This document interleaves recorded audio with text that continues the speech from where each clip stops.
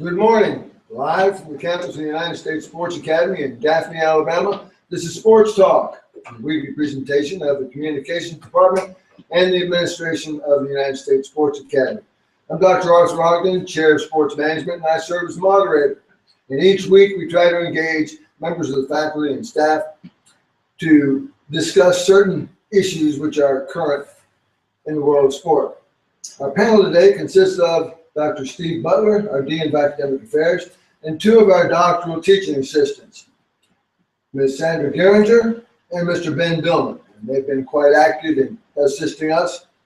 Well, all of you know by now that it's basketball time, and there are at least 4 tournaments that we know of, 2 of them taking prominence, and 2 of them which are run by the NCAA. The March Madness of the NCAA's Team Field 64, along with the NIT, are both run by and governed by the NCAA.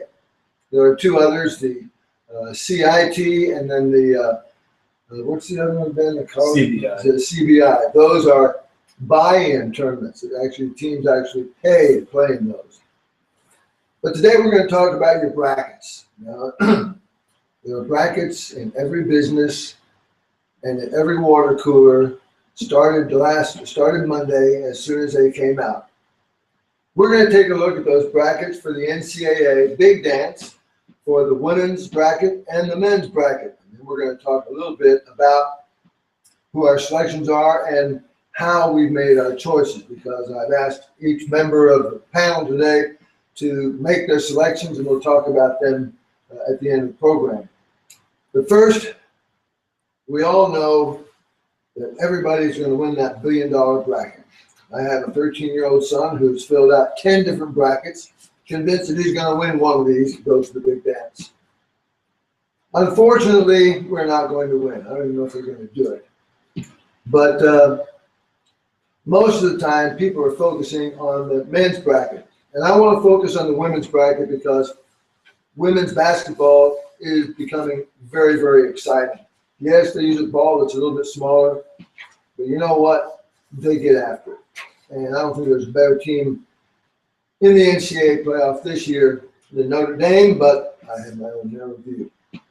So I'm going to start with one of our TAs. I'll start with Sandra Geringer, now, who has taught for us, by the way, in Malaysia.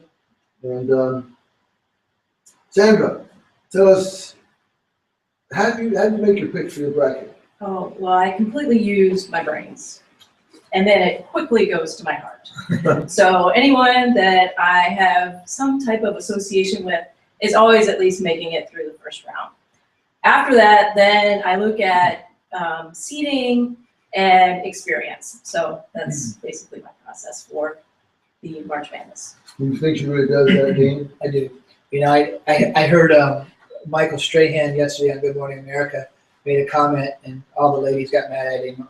He was the only guy on the set other than George, and there was like 4 ladies, and they all got mad at him because he said that, you know, ladies, they just pick their bracket based on the color of the uniforms and those kind of things. I told Sandra yesterday, I said, we have the women that we have in this building, they know their sports, and they do it the right way. What was the final score last year when Notre Dame played UConn in the championship game? They won by 40 points? I don't know if that's the case. It's because they're in different color uniforms. Yeah, but I think we can properly name the women's tournament every year the UConn Invitational, and they invite 63 guests to the slaughterhouse and run through the tournament and do what they need to do. So I'm gonna pick UConn on the women's side. No, I figured you might, but now the Pat Summit's not in anymore. It used to be Tennessee Invitational. Bill? I agree with Dr. Butler. I think Connecticut's the favorite. And when I pick for the women's tournament, I look at coaches because I think women's basketball coaches can make a huge difference in the tournament. And when I look at Connecticut, Notre Dame, and South Carolina, I think those are the top 3 favorites, and it's mainly because of coaching. Yeah, and the irony is those 2 coaches, coach at Notre Dame and the coach at UConn, were assistant coaches years ago, both of them at Notre Dame. And both of them coached high school ball in Philadelphia, Pennsylvania. So we got done talking about a coach that won his 1,000th career win at Philadelphia University, and now we got some more. A lot of good ball that is played there. And by the way, Coach McGraw at Notre Dame was our C. Vivian Stringer award winner last year as the best Right. female coach of the year. Right. And Vivian Stringer, by the way, is a legendary women's basketball coach who is now coaching at Rutgers. Class act, that lady. Now, we'll start with you, Dean. What do you think are some of the definite no-nos when you're making a pick on the bracket? Because these are tips for everybody to pick up on. Okay. One is I would caution Sandra about picking with your heart. Yeah. I did hear on the radio yesterday that the odds of picking all the games correctly is 1 in 9 quintillion, which is I'm not sure, but I think that's a pretty big number. Yeah. We'll start with don't pick a 16 seed because the 1 seed since they've gone to 64 teams is 120-0 against the 16 seed. I know it has happened once in the women's side, but it's never happened on the men's side. This year I think the real excitement comes from can Kentucky go 40-0? And I know Ben doesn't want to go 40-0 because he's a big Indiana fan and the 76 Hoosiers, who actually I saw play 2 games in that tournament. I saw him play 2 games in the Southeast region in Baton Rouge, and that was a great team. And I understand completely how Ben feels about that because I was a season ticket holder for the 1972 Miami Dolphins, and I like to brag about my team being the last team to go undefeated, just as Ben does with the Hoosiers. But I think Kentucky is the best team, but what we've seen over the years is the best team doesn't always win. Georgetown crushed like women's basketball last year. Yeah, Georgetown crushed Villanova twice in the regular season, and once in the Big East tournament in '84, and then we're still waiting for Harold Jensen to miss a shot in the championship game versus Villanova. Well, Ben, you seem to be pretty well wrapped up in this. I know you put your picks for the number 1 choice on your Facebook page. Yes. What kind of no-nos would you advise us to stay away from? The biggest one for me is don't fall in love with conference tournament winners. Conference tournaments, at that point, you're playing against opponents that you've already played at least twice in the regular season, and this could be your 3rd meeting against them. By that time, you know each other back and forth. And so in the conference championships, you may have surprises, you may not. But once you get to the tournament, it's a clean slate. And in my opinion, I don't think conference tournament champions have any more of an advantage than non-conference winners. And yet they've got the automatic bid. They do. We can discuss that later on. There was even some talk before the NCC tournament that if Kentucky was going to lose a game, the best game for them to lose would be the first game of the NCC tournament because then they get some rest. Yes. And they made the point that North Carolina, the last time they had a really great team and everybody thought they were going to win the tournament, and they did. They lost the first game of the ACC tournament. Yeah, that was. Well, we won't go into that history. Sandra, do you have any no-nos, other than don't pick with your heart? Well, I would say that, I think going with the seeding process with all the sophisticated formulas and computerized ways of doing things is much better than, say, flipping a coin. So I really think if you pick the favorite in every game, you'd probably be right more often than if you the one thing I would say, the other no I would say is don't listen to the people on ESPN because it was kind of funny. It said that for the last 4 years, the average, if you add up the total seeds, like 1 and 2 would be 3. It's been 17, and then the biggest they had was 5. One of them picked a couple of them picked a 2 seed, and the rest 1s, and then everybody else picked all 1s. So they just went pure chalk. And but there's going to be an upset, and I think you need to pick upsets early because I think Ben talked about the coaching before on the women's side. I think it applies to the men's side as well because when you play on Thursday and Saturday, you don't have a lot of time to prepare for that second game. So that's when good coaching really takes over. If you take a look at what are the matchups that have most commonly double-digit versus single-digit seed, the 12-5 combinations, 12s are doing pretty well against the 5s. And who was it? Was it Florida Gulf Coast 2 years ago? Or was it last year? They were a 15 seed. They made it to the Sweet 16. So that's interesting. And another interesting thing is that Florida Gulf Coast women's team is doing quite well this year. They're 30-2. Okay, I guess we don't have a lot of time left. Fine. But what I'm going to ask everybody to do now, and I want you all to tell me who your picks are and tell us why. And we'll start with Ben.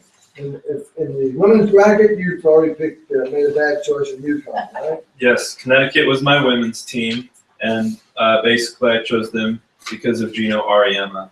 He's a classic choice and just a real class act. I think he, with Breanna Stewart on that team, she's a phenomenal player, and I think they get the job done again this year.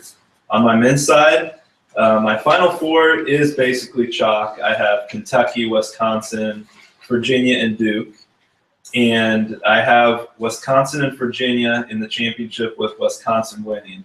I am from Big Ten country, so I do have that bias. That would probably be the biggest reason why I chose Wisconsin. But I also think they made the Final Four last year. All of their players came back. They have a lot of experience. Frank Kaminsky is the National Player of the Year, in my opinion. And I think if any team has a chance to beat Kentucky, it's Wisconsin because of their experience and their depth and the way they play the game. They can control tempo. And they were there last year. They made the Final Four, so they have that experience as well. So Wisconsin is my choice as the national champion. Sandra, your choices. Yes, well, I'm first of all glad that we are taking the time to acknowledge women's basketball bracket. I think that's great. And I believe that definitely UConn is going to just has the depth and the talent, and that's going to take them straight to the championship. And my niece met Breanna Stewart, and she said she was totes cool. So I think that's going to just be an added bonus. And I don't want to wish Kentucky any jinxies, but considering I just heard on SB Nation last night that Coach Joyner Jr. has, speed dial with Jesus that, you never know. I think there could be, I don't know, I'm feeling Hampton, so you never know. Call me crazy. But I think this is the year of Big Ten, and I think Wisconsin's going to take the men's bracket. Oh my gosh, we got 2 Big Ten. I think one of the things to prepare yourself for is some really, really, really ugly scores in the first round of the women's tournament, because the difference between the UConns and Notre Dames, the South Carolinas, and the Marylands of the world, and the 15 and 16 seeds of the women's game is humongous. Yeah, it is. Light years apart. And Gino Auriemma made a great comment that they asked him, what do you guys need to do to get some parity in the women's game? He said, we don't need to do anything. Everybody else needs to try to catch up with us. Yeah. And I think that's a good point on his part. On the men's side, I like Kentucky, Arizona, Villanova, and Iowa State in the finals. I think Iowa State's my sleeper team.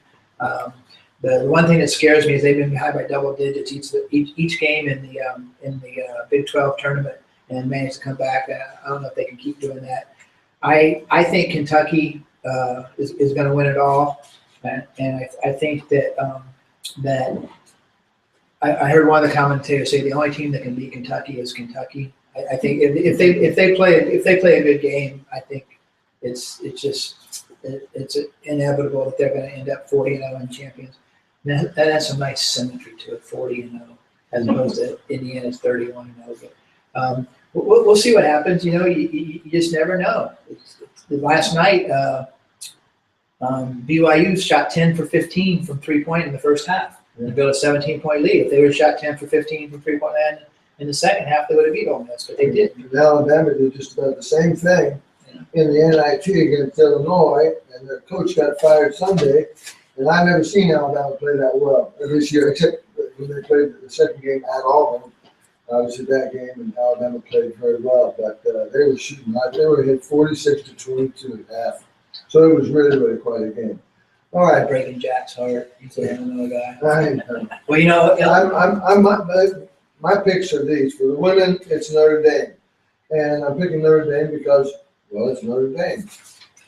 And is that with your heart? That's with a considered spiritual guidance from the Vatican. So I don't have much choice other than that. But I think that Buffett's done a good job over the years. Like I said, she and Dino were on the same Notre Dame staff years and years ago. Both started coaching in high school in Philadelphia.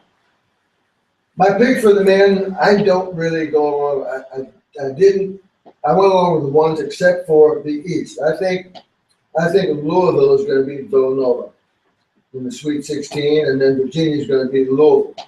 I just think Virginia is going to come alive, and I got Virginia. I have Duke. I have Wisconsin and Kentucky as the Final Four. Now, I've got Gonzaga beating Iowa State in the Sweet 16. And that could go either way, because I agree with you. Iowa State does a lot of good things. But this Wisconsin team, and I've seen Kentucky all year long. Everybody's seen Kentucky. They are very good. They can put two teams in this tournament. They can put one in the NIT and win that. They can put this one here and win that. But you know the old story about it on any given night. And I would agree with Ben that they've been there.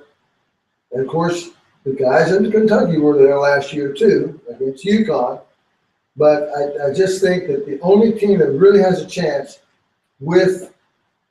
they have just a wee bit more depth at Wisconsin. They've got the height. They've got some older guys. They're not as talented, but they play together better as a team. My score for the women, I didn't ask you guys for the score. My score for the women is Notre Dame 72, Connecticut 69. It may even go into overtime because those two are going to slug it out.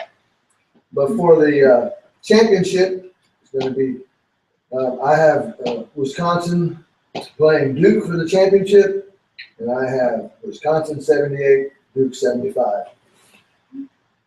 As we close today, I want you all to notice our new set. We want to give a special thanks to our Dean for Administration, Holly McClellan. We want to give a special thanks to our Director of Physical Operations, Matt Cope, and our Director of Communications, Jack Kerwin, who've done a good job putting this together. It's so good, I need more Jack at this time. Anyway, thanks for joining in again, and thank you for sending those continuous emails to sportstalk@usssa.edu. And we'll see you again next week, and maybe we'll have a different view of what the Sweet 16 looks like. Bye-bye.